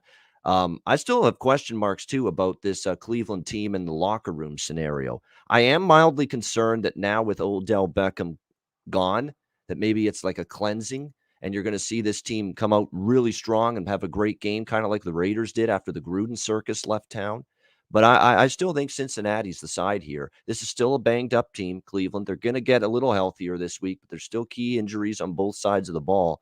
And I think the Bengals have a much, much better game in them. They've been good off losses. They've been pretty good on their home field this year. Just asking them to win the game in a straight-up pick-em situation. I'll go Bengals, and I also think the game can go over the total. A very strong over-series history between these two teams. It's been one over after another, and things tend to get wild sometimes when it's Browns versus Bengals. So I think you'll see points as well. Bengals -2 at +100 available right now at Pinnacle.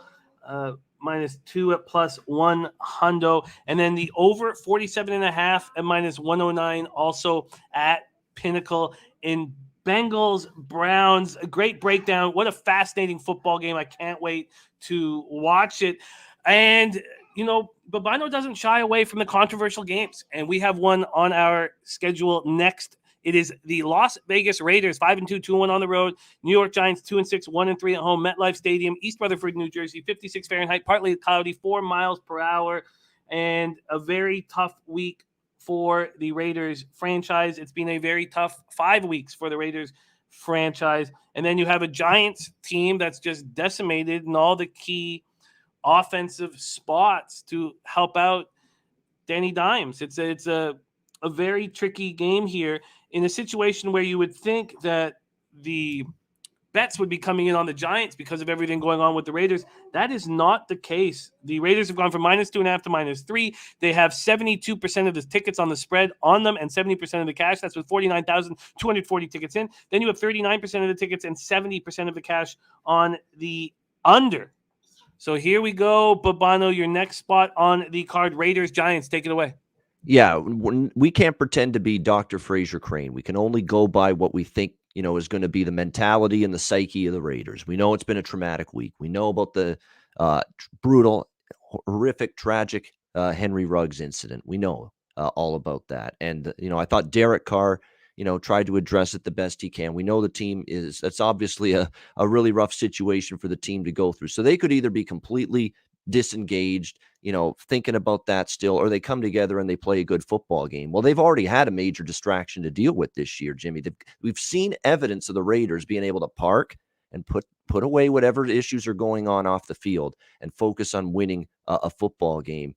I'm going to hope that's the Raiders team we see today because I am on the Las Vegas side. I just thought with the Raiders off a bye, extra time to prepare, a Giants team that's on a short week, a Giants team that I don't trust to beat anybody good. And I think we're at the point where I don't think the Raiders are an elite team, but they've shown us now through 7 games and a 5-2 record that they're a good football team.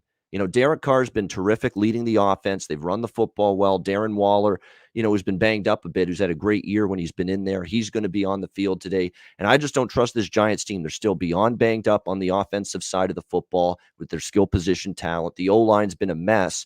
And don't sleep on this Raiders defensive front. Don't sleep on Max Crosby and guys like this that have been blowing up the line of scrimmage. Just ask the Eagles. Just ask the Broncos. In the last 2 wins for the Raiders, how good that D-line was, blowing up the line of scrimmage, getting in the backfield, making life difficult on opposing quarterbacks. They've done that now multiple weeks in a row. And I think that matchup, Raiders D-line against that Giants O-line, which we all know is not very good, that could tilt the scales in the Raiders' favor. Again, in a price range where pretty much just got to win the game to cash the ticket. Off a bye week, they've shown that, hey, with the Gruden stuff, we could park it, forget about it, focus on playing a football game, and focus on playing well in that game. They did it twice, the Eagles and the Broncos. I think they can do it again here. And if they do, they're the better team. So I'm on the Raiders. The Raiders, you're getting a +103 at Pinnacle on the -3 on the Raiders. Can you touch on your feelings on the total in this spot? I would only go under 46.5, 47 in this one. The Giants defense did hang in there against Kansas City Monday. They let the Chiefs move the ball at times, but the red zone defense was there.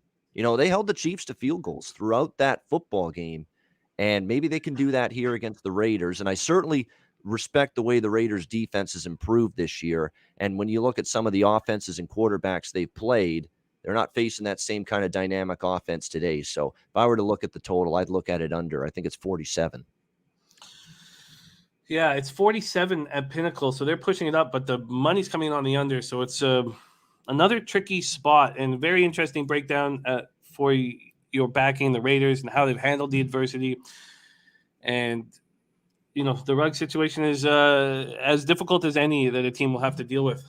And but they've handled everything that's been thrown at them over the last 4 weeks. So will that continue? Raiders -3 at +103. There's for show 94 in the house. Thank you for joining us. All right, we move on to 4:05 p.m. Eastern. Los Angeles Chargers at Philadelphia Eagles. Chargers 4-3, 2-1 on the road. Eagles 3-5, 0-3 at home. We're at Lincoln Financial Field in Philadelphia, Pennsylvania. 55 Fahrenheit, partly cloudy, 6 miles per hour. You've picked all the games that are tricky and controversial, and it's a spot here now where it looks clearly like sharp money is coming in on the Eagles. And right now we have how many? We have 48,105 tickets in. This Eagles line, the Eagles open up at mine as 2.5-point dogs. They're now 1-point dogs, and yet 82% of the tickets and 82% of the cash is on the Chargers. I'm very uncomfortable about my spot on the Chargers and can't wait to hear your breakdown, Babano. Here we go. Chargers, Eagles, 4:05 p.m. Eastern. Take it away. Yeah, so I don't allow line movement to make me uncomfortable about a certain bet. whatever it is, it is. And at the end of the day, I'm happy with any position I take. I'm happy with the Chargers here. That's what I'm on. I'm on them at a -1. I think it's actually pick them now pretty much across the board right now in most spots. But just ask the Chargers to win the game. This is supposed to be a Chargers step-up spot. If you read anything out of Justin Herbert, Brandon Staley, a lot of the players, Bosa, after the Patriots loss, angry. They said, just made too many mistakes, shot ourselves in the foot. We thought, we were going to play a better game than that. And they were not happy with their execution. Turnovers were an issue. They had a lot of penalties. They did not like their game at all against the New England Patriots. And now that's back-to-back losses, albeit Baltimore's a good team. And then the New England loss, which, again, they thought self-inflicted wounds really hurt them. This is supposed to be their spot to step up. If they're any kind of good team, and I still think they are, at 4-3, this is a big football game for the LA Chargers, especially with how tightly compacted things are now in the AFC West division. I don't know. People seem to think that beating Detroit 44-6 is a big deal. I don't. Last week for the Philadelphia Eagles. And keep in mind, the Lions were coming off the Stafford versus Goff Revenge Bowl. All right. And Dan Campbell in that game is fake punting. He's going for it on 4th down. Clearly evidence of a Detroit team that put everything into that Rams game. And last week against Philly, they had nothing. Physically, emotionally, mentally, you name it. They didn't have a damn thing in that game last week against the Eagles. And credit to the Eagles for taking advantage of it. They won the battle along the line of scrimmage. Not only won it, they dominated. I don't think it's going to be that easy to do it here against an angry, motivated Chargers team that I still believe is the better of these two teams. So give me the Chargers here just to win the game. And another over as well. I do like this total up and over the number. Chargers look like a dead nuts over team. If they're going to win games, it's because of their offense, not necessarily their defense, which has struggled. And I don't think the Eagles are going to be able to stop the Chargers and the Herbert off a really poor performance offensively. I'm still not really enamored with what I've seen for the Eagles on the defensive side of the football. I can't get that Raiders game out of my mind where the Raiders are going up and down the field all game against that Eagles defense. And I think the Chargers will have a pretty good offensive day. So Chargers and over. Oh, you're muted, Jimmy. Muted, Jim. Sorry, my fault. I've never seen you do that. I've done that a million times, yet I've never seen you do that. A bit of a balancing act here in the apartment today. Do you want the Will Hill pick 'em at -110, or do you want the pinnacle number Chargers -1 at +101? We'll do Will Hill pick 'em. So we have a pick 'em Chargers pick 'em, and then we're going to move over to the total. This total in the Chargers game is a spot that Trusty's on as well. It opened up at 51. It's now down to 49.5. Let's just take another look at the cash flow in this total here. We have 62% of the tickets on the over, 65% of cash on the over, and yet it's dropped 1.5. Tricky market moves today. Over 49.5 at -106. So let's lock you in right there. That is the Chargers. Philadelphia Eagles over 49.5 at -106. We have a Nut Flush Allen, OG Lowbagger, and his wife Kristen at Westgate right now for football, and it looks like Ski Profit's going to roll through there and hang out with them. So any of the Lowbaggers around, please join our guys who are at Westgate right now. And when we were last in Vegas together, Kristen gave Nut Flush a 5-game parlay to go bet, and of course he said, sure, I will, and didn't bet it. And, of course, it cashed, and he had to pay out of his own pocket to his wife. So today he did put in Kristen's parlay. Next up for Babano is the Green Bay Packers at Kansas City Chiefs. Packers 7-1, 4-1 on the road. Chiefs 4-4, 2-2 at home. We're at Arrowhead Stadium in Kansas City, Missouri. 66 Fahrenheit, sunny, 15 miles per hour. Yeah. You want to say hi?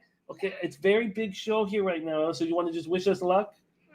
And say good luck, campers. Hi. Okay, thank you. And I got to keep working. I love you, okay? Not right now. I got to finish off the show. But okay, we'll have this. Thank you. We'll have this discussion here in a second. But let me pass it over to Babano, okay? Okay. I'm the last guest. Daddy's going to be done soon. Yeah. All right. 66 Fahrenheit, sunny, 15 miles per hour. The Chiefs open up as 2-point favorites. They are now 7-point favorites. This total has gone from 55.5 to 48 with the idea that Jordan Love is behind center and will not be able to put up near the numbers that Aaron Rodgers did. Do you agree with these market moves? We got in on the Packers, Bebsy and I, at plus 7.5. Can't wait to hear your look. Take it away, Babano. Packers, Chiefs. There's no doubt you got to adjust the point spread a little bit with no Aaron Rodgers. There's no question. But to put it where it was earlier this week, where it got to as high as 7.5, I even saw some 8s ever so briefly early in the week with Kansas City as home favorites. That's just too much of an adjustment in my mind. I'm on the same side as you, Packers here.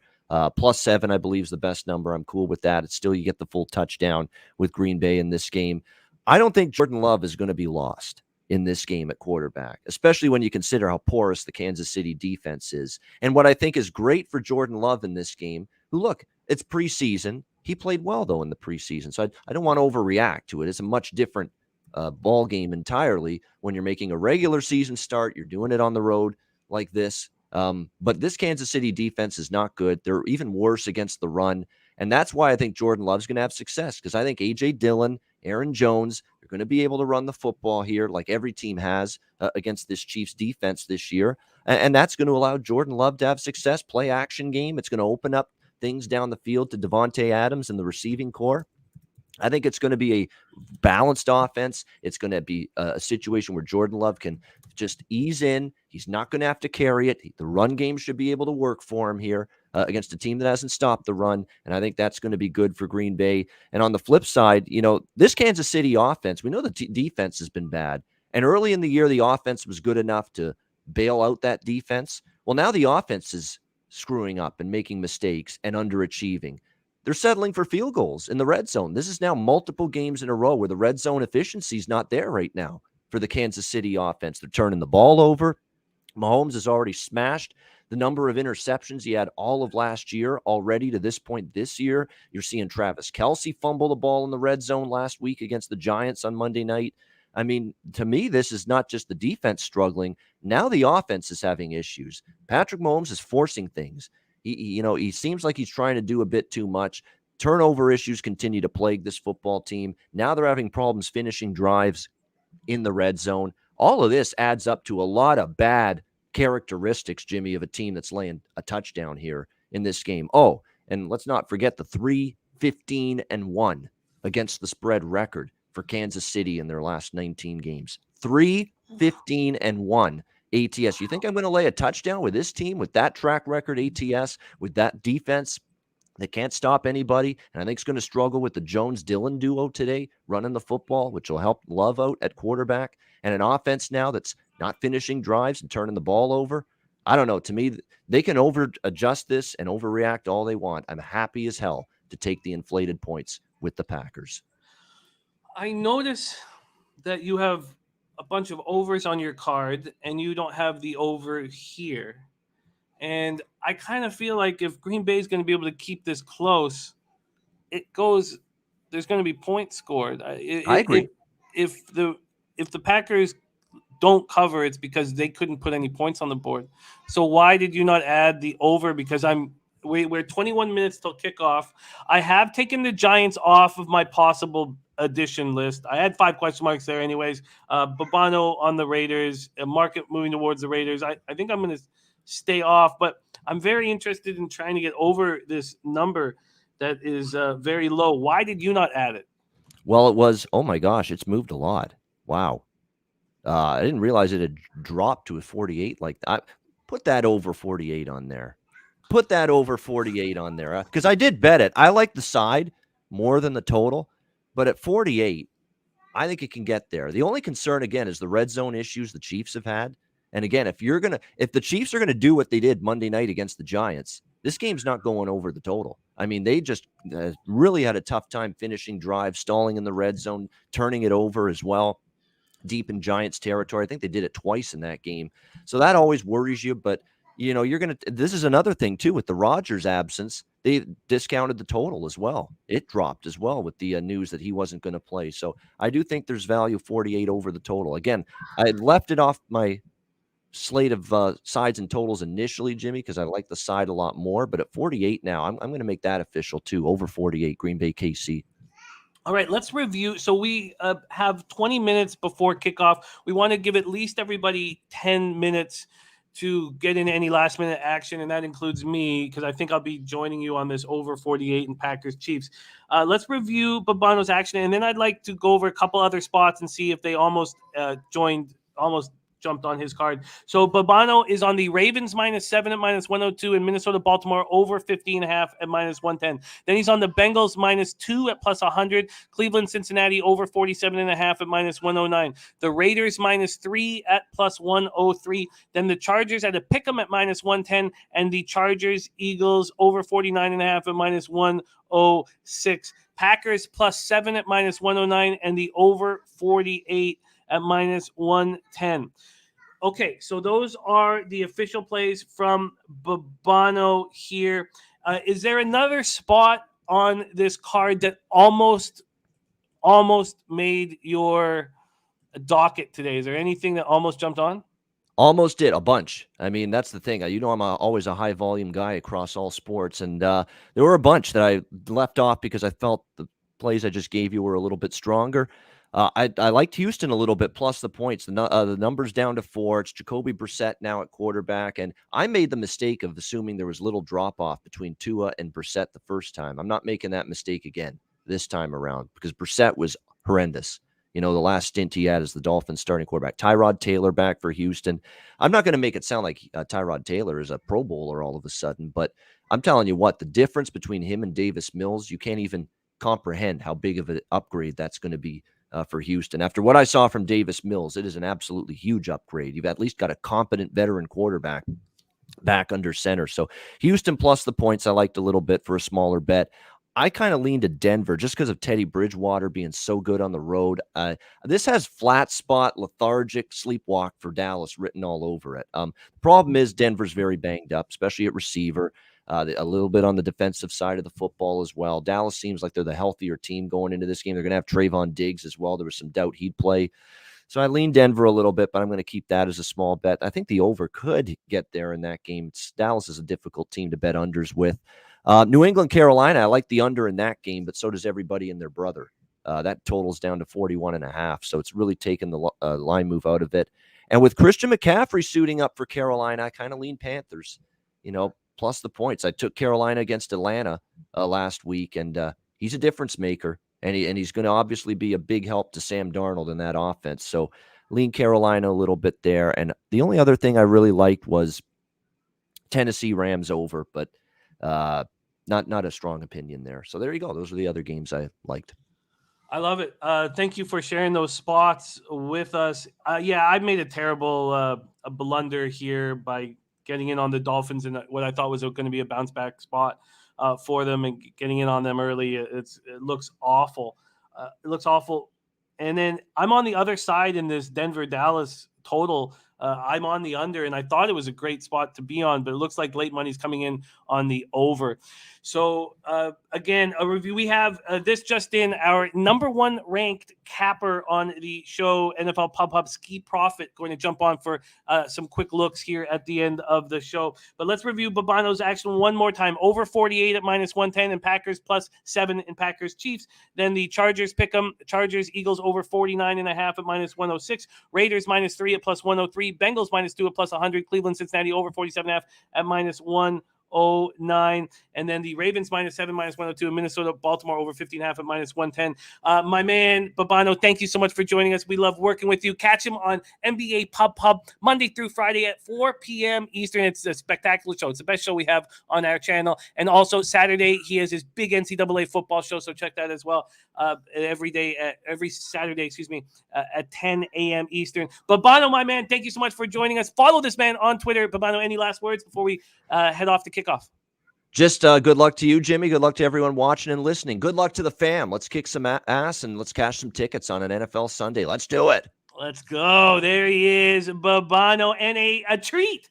We have a ringer jumping on very late to give us some best bets, and my goodness, is he be good on the show? 10-4 10-4, plus 5.72 units. He was here week 8 and he swept the board 3-0 plus 3 units. He also swept the board on NBA 5-0 that week. So he went 8-0 on our shows, which is just unbelievable. And he's here right before kickoff. What a pleasant surprise. Thank you for rolling with us. Skee Prophet in the house. Skee, what's happening? What up, Jimmy? Coming out the bullpen. You know, I'm always here for you. Ragu can show up. So let's get some good looks. Let's make some money. I know it's rapid fire time.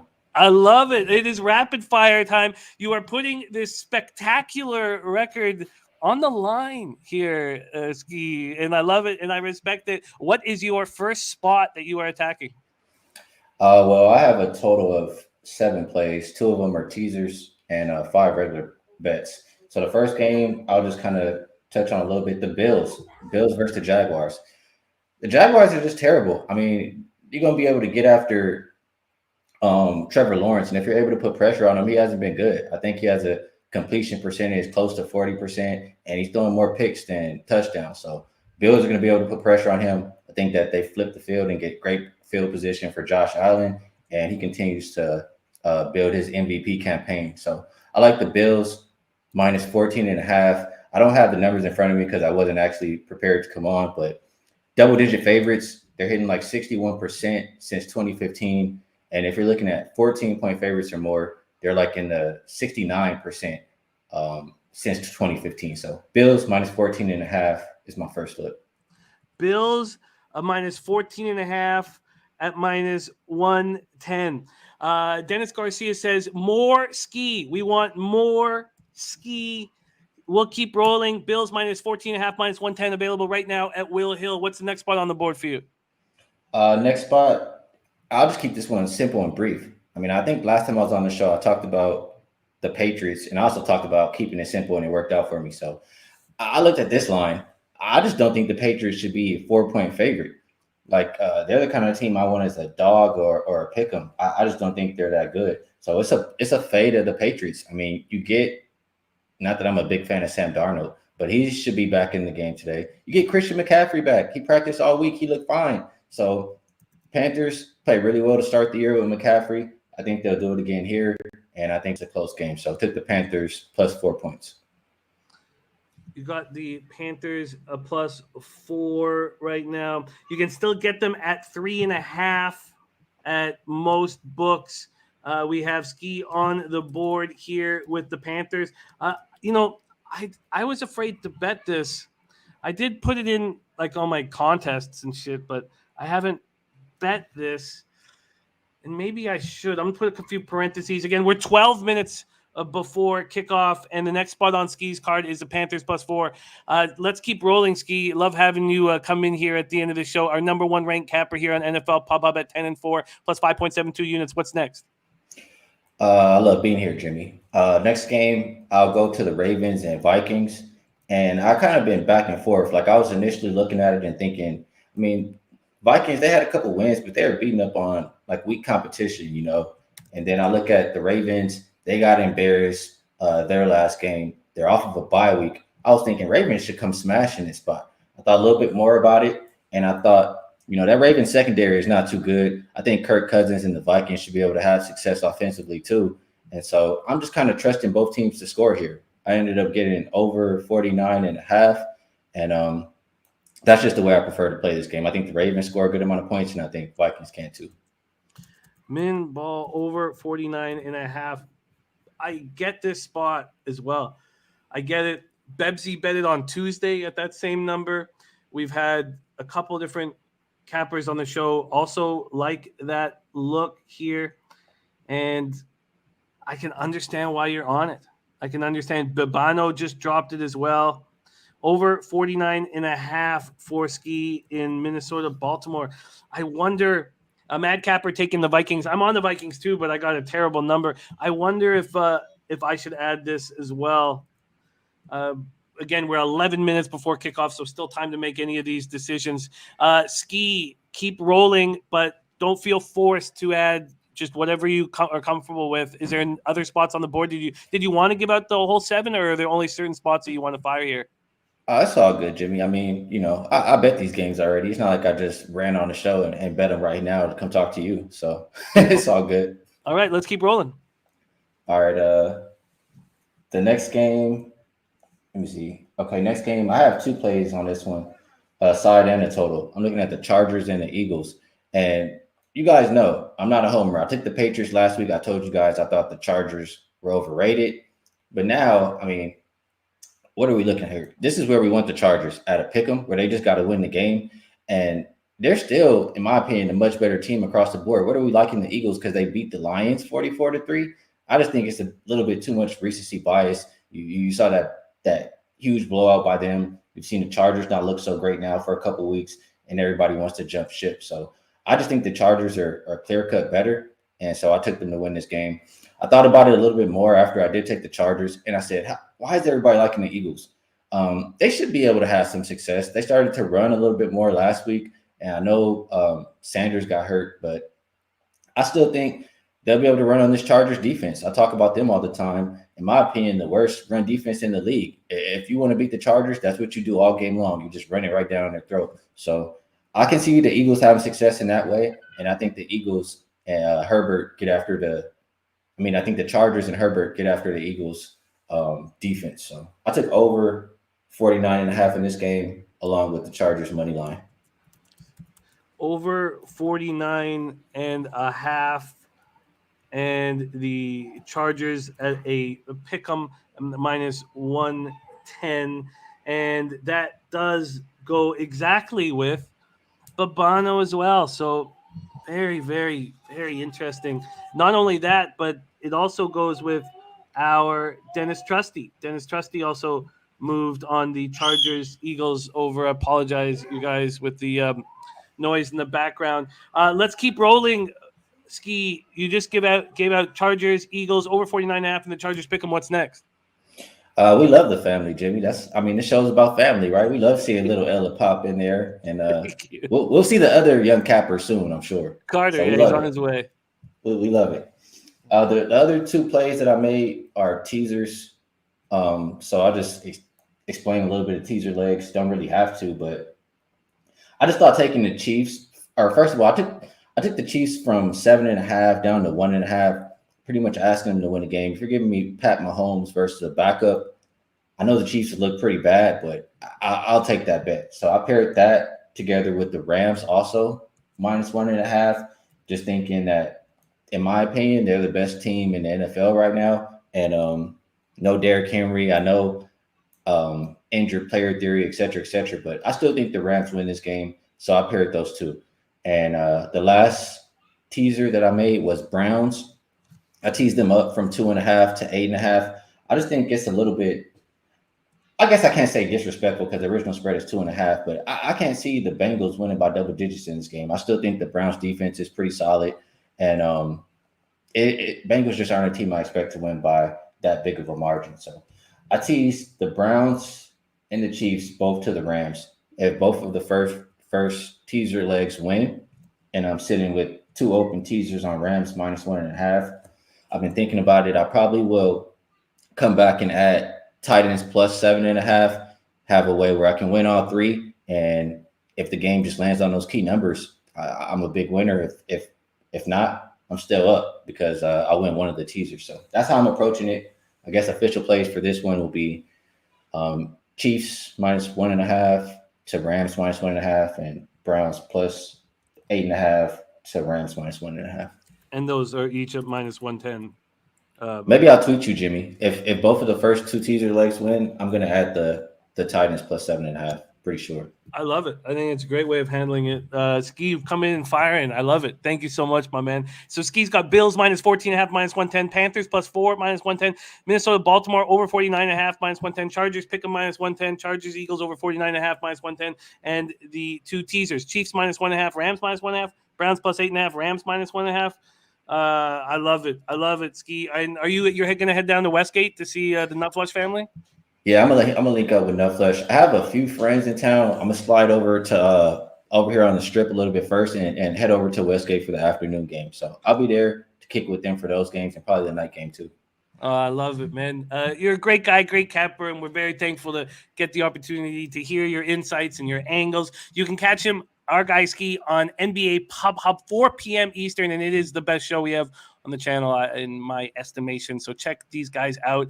They're killing it, and he's killing it on my show. I get Skee every Tuesday with Peter Loshak. So Skee's our guest every Tuesday. It makes Peter and I so happy. Thank you for coming in last second, man. I love it. Respect it and love it, Skee. You got me before I drank too much of my beer, to where I got too started. So it's all good. God damn, I wish I was meeting you for these games in Vegas. I wish, and it won't be long till I do. Thank you so much for rolling with us. Follow our guy at Skee Profit on Twitter, and thank you for sharing your hard work and insights, my man. Have yourself a great day in Vegas. Anytime, Jimmy. Love capping with you. Thank you to everybody in the chat. Hopefully, I saw you guys had success on Breeders' Cup. Hopefully, I was able to share and somebody jumped on that Hawks over. I sprinkled in the chat. But good luck, everybody, today. Enjoy the rest of the day. There he is, Skee Profit in the house. All right, 4 minutes till kickoff, and I'm very close to adding a couple spots here, and I've got 4 minutes to decide. And I'm not going to panic. No reason to panic. But it's the Panthers covering in the Minnesota-Baltimore over, and I think I'm going to add that right now. Let's just see what I would get if I added that right now and bet it. The Minnesota over is at 51. It's climbing so fast. I feel like I'm late to the party. I'm going to be late to the party. I'm not going to add that on.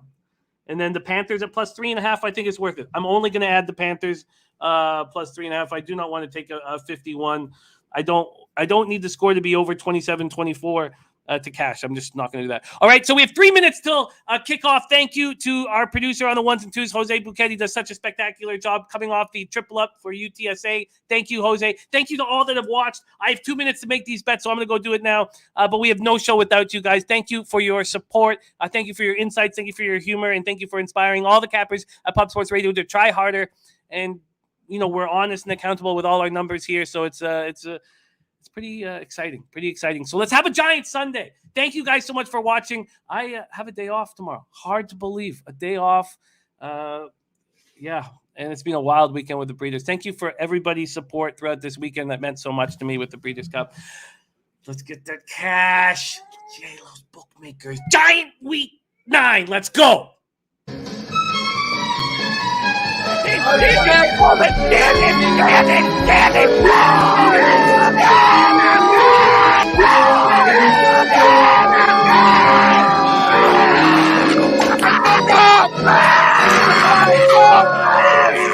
Where's the bang bang, Preston? Come on. I can't breathe.